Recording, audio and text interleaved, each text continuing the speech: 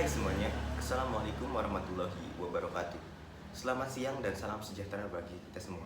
Kenalin, aku Adnan Kalabi dari kelas 12 IPS 1 dan asal sekolah SMAN 1 Syuaru akan menjelaskan sebuah materi tentang tirani matahari terbit. Jika bermanfaat, mohon disimak dengan baik-baik. Tirani matahari terbit. Di sini teman-teman sudah pada tahu belum apa arti tirani matahari terbit? Tirani adalah sinonim dari kata kekejaman atau penjajahan, dan matahari terbit adalah sebuah julukan untuk negara Jepang. Kenapa negara Jepang disebut negara matahari terbit? Karena negara Jepang negara pertama yang mendapatkan sinar matahari terbit. Nah, jadi Jepang disebut negara matahari terbit. Jadi kesimpulannya, tirani matahari terbit adalah tirani kekejaman dan matahari terbit negara Jepang. Jadi jika disatukan menjadi kekejaman negara Jepang. Oke, sekarang kita mulai pembelajarannya. Seperti yang saya katakan di awal tadi, kita akan menjelaskan tentang tirani matahari terbit atau masa pendudukan Jepang. Pendudukan Jepang di Indonesia berlangsung pada 1942 sampai 1945. Nah, pada materi masa kependudukan Jepang ini kita akan menjelaskan beberapa materi. Yang pertama adalah latar belakang. Yang kedua adalah Jepang memasuki Indonesia, bagaimana Jepang memasuki Indonesia. Yang ketiga, kebijakan Jepang di Indonesia bagaimana saja. Dan yang keempat, perlawanan terhadap negara Jepang. Apakah rakyat Indonesia akan diam saja? Tentu tidak. Dan yang kelima, yang terakhir adalah bagaimana masa kependudukan Jepang ini berakhir di Indonesia. Oke, kita mulai saja ke materi yang pertama, yaitu latar belakang. Bagaimana sih Jepang memasuki Indonesia? Apa sih latar belakangnya? Oke, yang pertama, Jepang meninggalkan politik Shokoku. Politik Shokoku adalah politik isolasi. Nah, Jepang itu dulunya adalah negara isolasi yang tidak mau bergabung dengan negara-negara lain, tidak mau bercengkrama karena takut budayanya hilang. Tapi kemudian Jepang ini mengubah cara politiknya dari politik Shokoku menjadi restorasi Meiji. Nah, apa sih kalau restorasi Meiji itu? Restorasi Meiji adalah sebuah pembaruan apapun yang ada di Jepang, pembaruan di segala bidang. Setelah restorasi Meiji dilakukan, Jepang menjadi negara industri.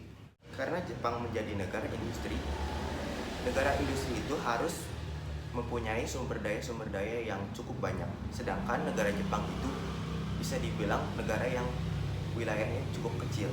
Nah, pada saat inilah Jepang melakukan penjajahan ke negara lain. Dan akhirnya Jepang juga terlibat dalam Perang Dunia I dan ada hubungannya dengan negara Indonesia di Perang Dunia Kedua. Nah, setelah terkait dengan Perang Dunia Kedua, Jepang memerlukan dukungan Indonesia dalam bentuk sumber daya manusia dan sumber daya alam untuk memenangkan Perang Dunia Kedua.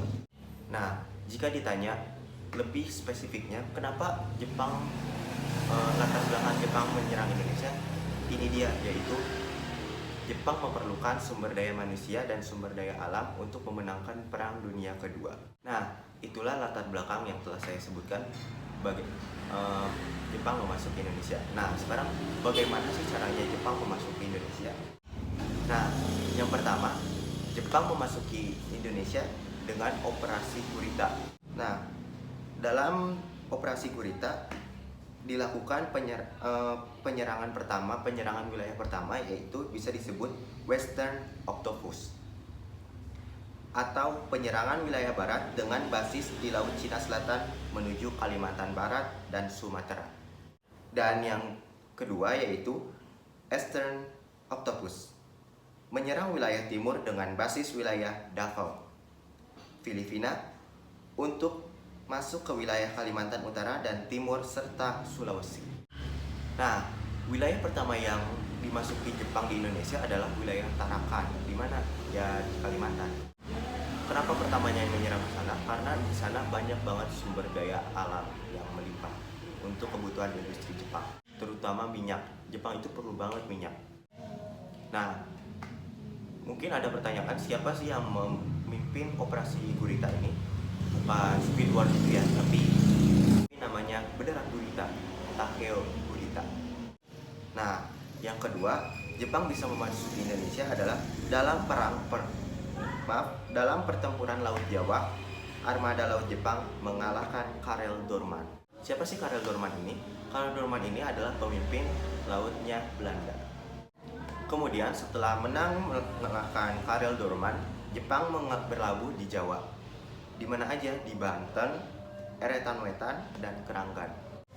Kemudian Belanda menyerah tanpa syarat kepada Jepang melalui Perjanjian Kalijati pada 8 Maret 1942. Nah, pada 8 Maret 1942 sahlah Jepang menjajah Indonesia. Oke, kita mulai ke yang bab ketiga, yaitu kebijakan apa saja yang dilakukan Jepang di Indonesia. Kebijakan Jepang di Indonesia ada banyak. Ada kebijakan politik, kebijakan ekonomi, kebijakan sosial budaya, ada juga kebijakan militer. Kita akan bahas satu persatu. Apa saja sih di kebijakan politik itu? Yang pertama, Jepang mendirikan Bunseikan. Bunseikan itu apa sih? Bunseikan itu adalah pemerintahan militer. Kemudian, Jepang membagi wilayah Indonesia menjadi 3 wilayah administrasi. Ketiga wilayah itu adalah: satu, wilayah pertama, Jawa dan Madura, berpusat di Batavia. Wilayah satu ini dikuasai oleh tentara Rikugun. Tentara Rikugun adalah angkatan daratnya Jepang. Oke. Wilayah kedua ada di Sumatera, pusatnya di Bukit Tinggi, dikuasai oleh tentara ke-25 Rikugun. Wilayah 3 ada di Kalimantan, Sulawesi, Maluku, Bali, dan Nusa Tenggara, berpusat di Makassar, dikuasai oleh tentara kedua Kaigun. Kaigun ini adalah angkatan lautnya Jepang. Nah, selain membagi 3 wilayah juga, Jepang juga melakukan kebijakan politik dengan Jepang membubarkan semua organisasi politik yang ada di Indonesia, kecuali MIAI Islam. Mengapa Jepang tidak membubarkan MIAI Islam? Karena Jepang dan Islam mempunyai kesamaan, yaitu anti barat. Setelah Jepang membubarkan organisasi-organisasi di Indonesia, Jepang juga membentuk lagi organisasi yang dibuat oleh Jepang untuk propaganda. Organisasi tersebut mungkin tidak asing lagi di telinga teman-teman, seperti Gerakan 3A. Gerakan 3A itu Jepang Cahaya Asia, Jepang Pelindung Asia, Jepang Pemimpin Asia. Nah, setelah Gerakan 3A tetap dibubarkan oleh Jepang karena adalah problem-problem tersebut yang mungkin ada kebijakan Jepang yang menguntungkan Jepang. Nah, yang kedua ada organisasi propaganda yang namanya Putra. Putra ini artinya Pusat Tenaga Rakyat. Nah, setelah dibentuk Putra, tetap saja Putra ini dibubarkan oleh Jepang karena dianggap menguntungkan Indonesia. Nah, setelah organisasi Putra dibubarkan, Jepang membentuk lagi organisasi propaganda di Indonesia, yaitu Jawa Hokokai. Nah, Jawa Hokokai ini tidak asing kan di telinga teman-teman. Nah, Jawa Hokokai ini pembentuknya adalah Bunseikan, tapi ada orang Indonesia yang menjadi anggota organisasi tersebut, yaitu Insinyur Soekarno sebagai penasehat. Oke, itulah sistem politik kebijakan politik yang Jepang tetapkan di Indonesia. Sekarang kita lanjut ke kebijakan yang kedua, yaitu kebijakan ekonomi. Kebijakan ekonomi yang dilakukan Jepang di Indonesia adalah yang pertama, pelaksanaan sistem ekonomi perang. Nah, yaitu semua sektor ekonomi ditujukan untuk kepentingan Jepang dalam Perang Dunia Kedua. Yang kedua adalah menerapkan sistem autarki atau otonom, yaitu setiap daerah diwajibkan memproduksi kebutuhan tertentu dan wajib diserahkan kepada pemerintahan militer Jepang. Yang ketiga yaitu pertanian dengan line system. Apa sih line system itu? Line system itu adalah sistem pengaturan bercocok tanam secara efisien. yang bertujuan untuk meningkatkan produksi pangan. Kemudian Jepang juga membentuk kebijakan ekonomi di Indonesia, membentuk koperasi. Nah, koperasi ini dinamakan Kumiai. Setelah membentuk koperasi yang dinamakan Kumiai, Jepang juga membentuk Kinroshi, yaitu kerja sukarela. Nah, kerja sukarela inilah cikal bakal adanya Romusha. Romusha itu apa? Yaitu kerja paksa. Nah, setelah kebijakan ekonomi, kita lanjut yang ketiga, yaitu kebijakan sosial budaya. Kebijakan sosial budaya apa saja sih yang diterapkan Jepang di Indonesia? Nah, yang pertama adalah perubahan sistem stratifikasi. Nah, perubahan sistem stratifikasi ini awalnya dibentuk oleh Belanda. Yang segitiga itu, yang kasta pertama Belanda atau Eropa, yang kedua Timur asing, yang ketiga baru pribumi. Nah, pribumi itu yang paling bawah awalnya. Itu adalah stratifikasi yang dibentuk oleh Belanda. Nah, setelah diganti oleh Jepang, stratifikasi ini berubah, status pribumi menjadi agak naik. Yang pertama adalah Jepang, yang kedua baru pribumi. Nah, jadi pribumi yang tadinya di bawah menjadi tengah pribumi, dan yang paling bawah stratifikasinya adalah Cina dan Eropa. Nah, dengan perubahan stratifikasi ini disambut dengan sangat senang oleh Indonesia pada awalnya.